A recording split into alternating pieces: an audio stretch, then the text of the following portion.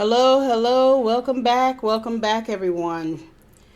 I wanted to just say I am so glad to be back with you all to share information as we talk about the road to an effective classroom environment. So, before we jump into our topic for this session, I just want to say I want to do an introduction, a reintroduction of myself to you. I began this podcast almost 4 years ago, and at the time had the intentions of coming on at least twice a month. But during that time, I took it upon myself to go for a degree, and this was to fulfill a childhood goal, which was to be doctor. So I would like to reintroduce myself to you as Dr. LaShanta McCray-Sarvis. And shout out to Columbia International University, Go Rams, where I received my PhD in organizational leadership. And so I'm so happy to have finished that program. And so now I will have some time to share more information with educators. So again, I thought it was important to do that reintroduction. And so we're going to just go ahead and dive into our topic for today. And we're going to talk about self-care. Educators, this is an important time for us as we are trying to continue to have where our students are successful in their learning process. And doing this during a pandemic has been very, very different. It's been different. It has called upon classroom teachers to pull out strengths and to pull out creativity that they may have thought they never had. And so it has been a difficult time for classroom teachers as we are trying to figure this whole thing out of continuing education, continuing to motivate our students to want to gain knowledge and to learn. So today we're going to talk a little bit about self-care because this is an important topic, but I thought this was an important topic to share, not just to share what self-care really is, but also to share what self-care isn't, because I think that is an important piece for educators as they are still trying to manage making sure that their classrooms are effective. We want to make sure that we know properly what self-care entails and what self-care is not. So before we get into talking about what self-care is, let's go ahead and kind of set up a definition for it. So in looking at Wikipedia has defined self-care as the process of taking care of oneself with behaviors that promote health and active management if illness occurs. And so there are a couple of phrases in that definition that kind of stand out to me: taking care of, health, and the word illness, because self-care is about making sure that you are keeping yourself healthy, not just physically, but mentally, socially, and so that you can prevent becoming ill. In talking about this topic and just looking at some of, I've read different perspectives on self-care from different individuals. And there's one therapist out in Texas. Her name is Kristen Solomon. And I was reading some of her information, and there was a phrase that I loved that I wanted to share with you guys. She describes self-care as giving ourselves the same grace, compassion, and care that we give to others. And I thought that was such a beautiful comment by Ms. Solomon, because as we are givers and helpers and wanting to make sure that others are taken care of, there are those that tend to forget about themselves. And so in forgetting about yourself, many times you will burn out quicker than others because you haven't taken the time to look at what do you need to do to make sure that you are okay, and so that you don't fall prey to illness because you haven't taken care of some aspect of your health. And so we're gonna look at this. Let's take a look at self-care a little bit more. um, as I said, the pandemic has really taken a toll on educators. And even now, as our numbers across the country with this new variant, Omicron, it has taken the numbers of those who have COVID or who are have been in close contact. Those numbers are just they're soaring right now. And so school district leaders are seeking guidance from their political officials and from their superintendents and from their boards of what do we do next, the CDC, what do we do next, what is going to be best for our students. So as that balance is being looked at, what we need to do as educators, especially for our classroom teachers, in looking at what self-care is. Self-care deals with there are different elements to self-care. Let me back up and say that. There are different elements to it. One of the first elements to self-care is making sure that you are aware of you're aware of yourself. You're aware of what your pluses and minuses are. You are aware of what makes you angry, what makes you happy. Self-awareness, that is an element. And one other term that we see used in our school districts right now during this pandemic is social emotional learning. And it doesn't just apply to our students, but when we're talking about those social emotional competencies, they also apply to us as adults. These are things that we learn or should have learned as a child, knowing who we are. Self-awareness is one of those components of social emotional learning.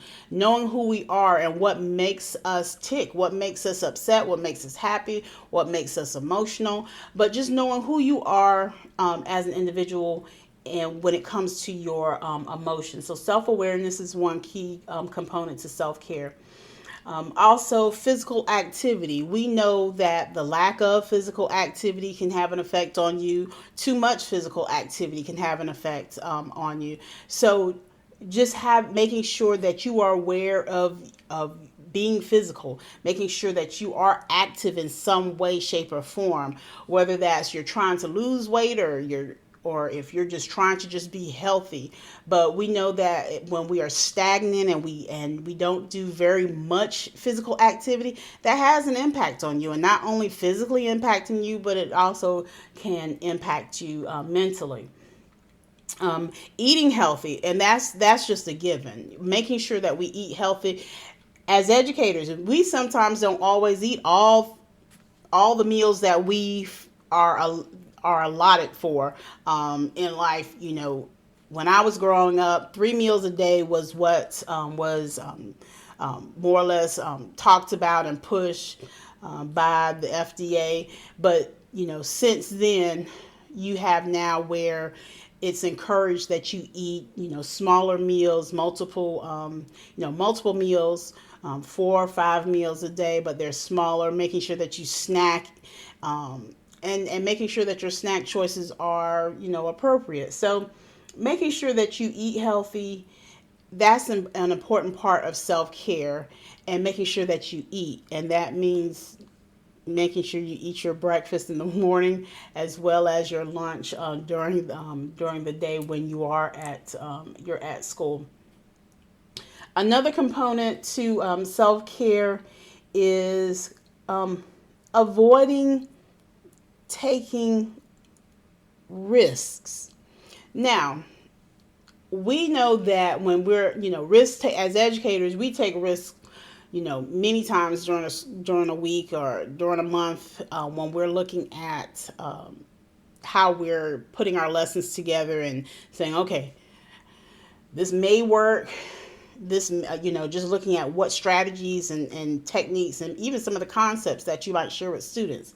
But in this sense, in talking about risk taking, meaning that this during self-care, making sure that you're not taking risks that you're not prepared for. So prime example of that would be, let's say that you are, let's say that you're married, and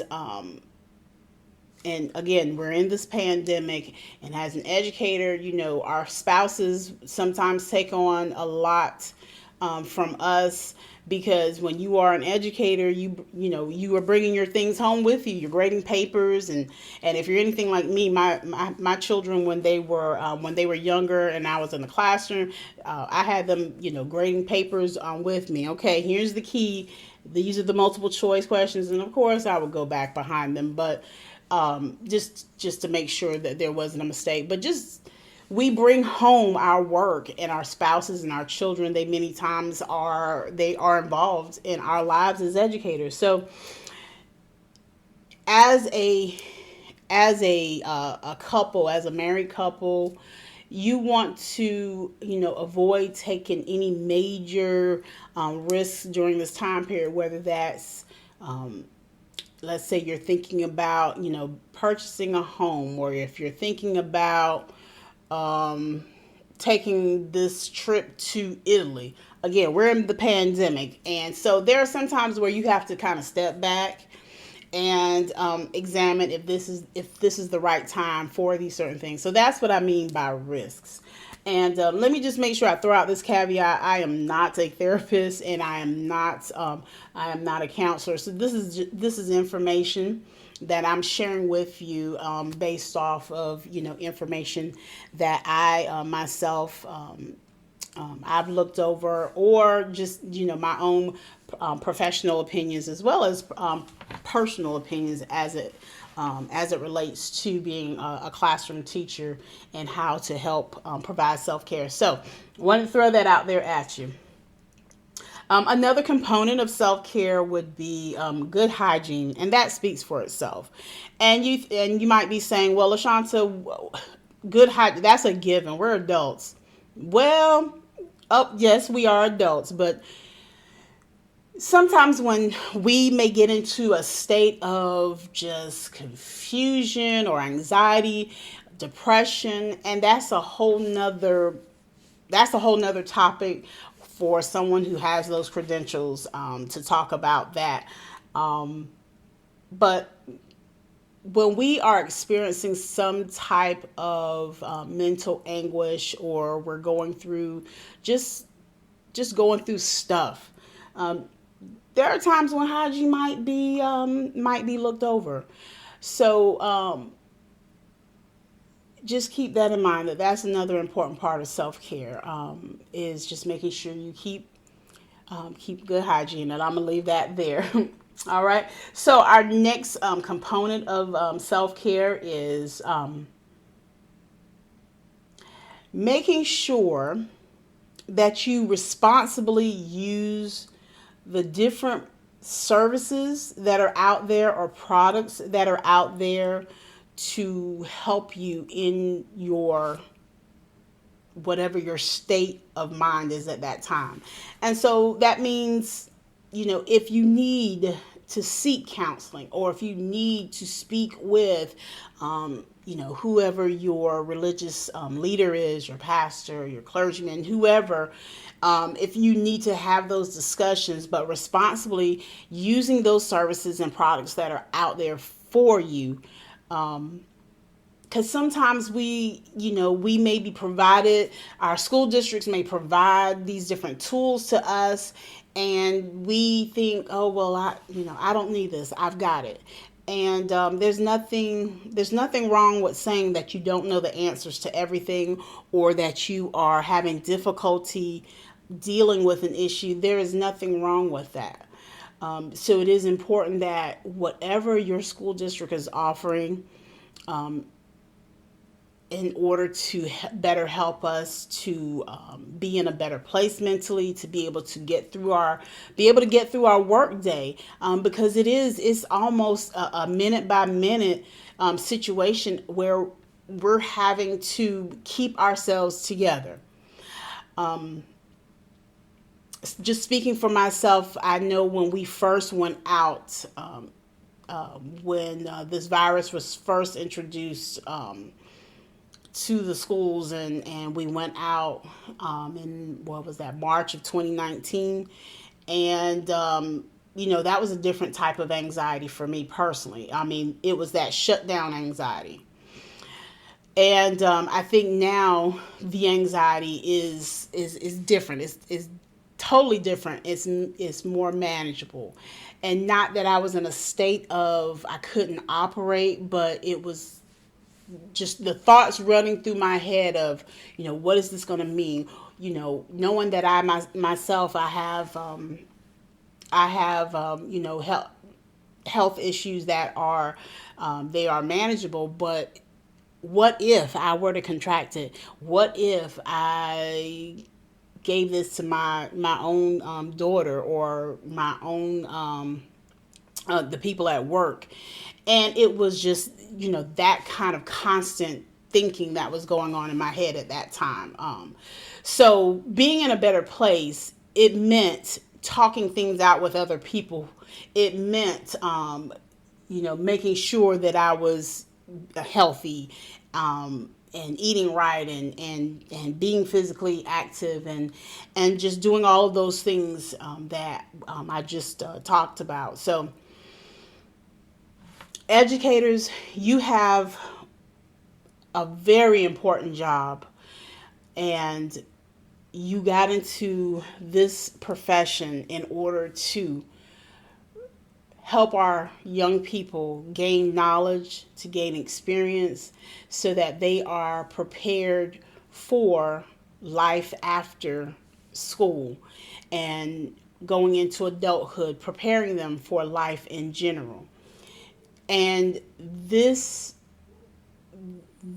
profession is one that, again, there are times in which there is not enough that can be said or given to classroom teachers to say, you guys are awesome, you guys are great.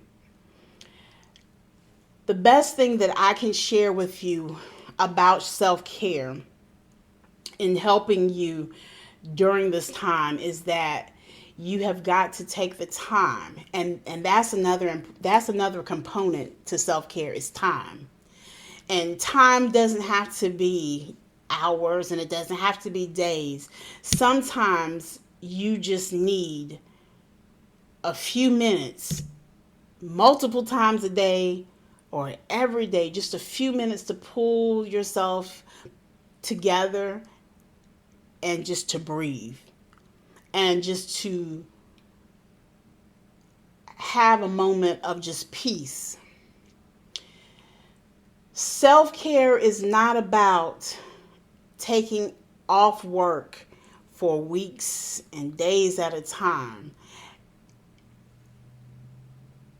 Self-care is not about shutting totally down and not having any type of relationships with your students.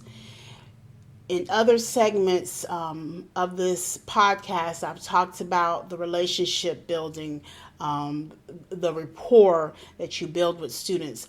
And I know that during this time, it can be very difficult to have rapport with students or to build relationships, because that component of being able to give children hugs and to be able to have that face-to-face contact is more difficult now because of the safety precautions that should be in place to make sure that you, as well as your students, are safe. And so this is a time where teachers have had to get creative, and how can I still maintain that rapport with students, develop that rapport with students, and still be okay. I know that this has been a challenging time for educators, and that there are many people that are out there who are fighting for us and fighting for us to be in a situation where everyone is safe, as well as continuing the education process. And it has been a difficult time. But I want to leave you with some encouraging words. The comment that we are all in this together, that is partially true.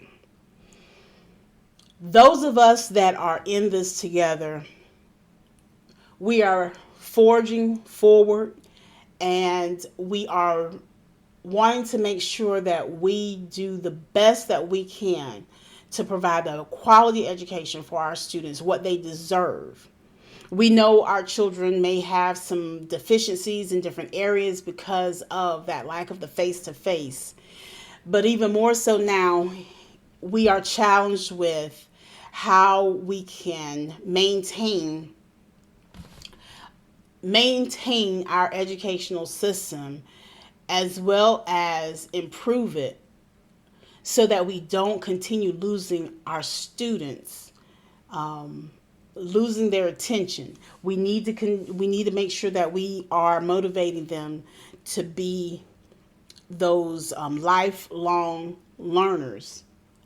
Because right now, I see an age of children who are stuck in that mindset of social media is the best thing since sliced bread. And as we know, social media can have its positives, and it does have its positives. But for our children, social media is not good right now. And our children are choosing social media over reading, over wanting to do math, over wanting to look forward to what do I want to be when I grow up. So we are all in this together. Those of us that we are in this, we're still going forward. We're still coming up with ideas and how we can keep our kids focused, and how we can keep them wanting to be in schools, and keeping those masks pulled up so that they can be safe, and keeping me safe, you safe, and everyone else safe. There is a plus in all of this. The plus is that we are remembering why we got into this business, and we are pushing forward. We have to push forward. We have to keep ourselves safe, but we have to push forward and remember why we are all in this. And if it means that we have to look at how we can best take care of ourselves so that we can continue to push forward, then we got to do that. We have to do it. We have to take care of ourselves so that we can be able to take care of others. We can't stop. We can't stop. We can't put ourselves in a corner and close our eyes and hope that when we open our eyes that all of this is going to be completely gone away. That would be a beautiful thing to happen. But we cannot rely on just closing our eyes, shutting our eyes to what's going on around us. We can't become stagnant. We can't stay in one place, and we can't have the woe is me, woe is everyone else around us attitude either. If we band together, and if we are truly all in this together, then we are going to see our children do well. Despite what is going on in the government, with the CDC, with our local officials, with our school boards, with our superintendents, with whoever, our haven is that classroom. And when those kids come into our rooms each and every day, we have to be able to tend to their needs. But that also means we are tending to ourselves as well. We have to remember to tend to our needs and making sure that when we walk in the building each and every day and we walk into those classrooms, that we have provided ourselves with the care that we need in order to do the job and to do the career that we have set ourselves out to have. When we take care of ourselves, our students will be taken care of as well. When we forget to take care of ourselves, that has an impact on our students. It has an impact on our families, and it has an impact on that classroom environment. And so I leave you with that. Self-care. Remember, we don't have to wait to have a vacation or to take 2-3 days off from work in order to have self-care. Self-care is not about days off. Self-care is a daily, it's a minute by minute commitment to making sure that we are well, that we are mentally well, we're physically well, that we're socially well. And so remember all of those things that we need. Remember that we need to have that self-awareness. We need to be physically active in some way, shape, or form. We don't have to run a marathon, because trust me, I'm not running a marathon myself. I'm a speed walker. But physical activity, what that looks like for you. Eat healthy. Avoid taking risks. And we've talked about what that is. Having good hygiene and making sure that you take advantage of those services and those different products that your school districts, that your doctor, that whoever may offer, that will help you to take care of yourself. This has been another episode of The Road to an Effective Classroom Environment, and I hope that you have gotten some bit of information that you have found helpful for yourself. We're gonna end on that note, and again, I'm so happy to be back on with you all, and I will be coming forward with more information during this pandemic, different topics that I feel will be beneficial for you all. And so with that, we are going to end.